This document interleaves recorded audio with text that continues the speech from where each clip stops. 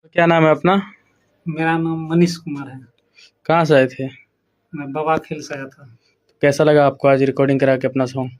अच्छा लगा और मैं चाहता हूँ कि और आने वाला हर नया युवा कलाकार यहाँ के कराएँ अपना एक बार चांस दें, सेवा करने का मौका दें आप भाई को।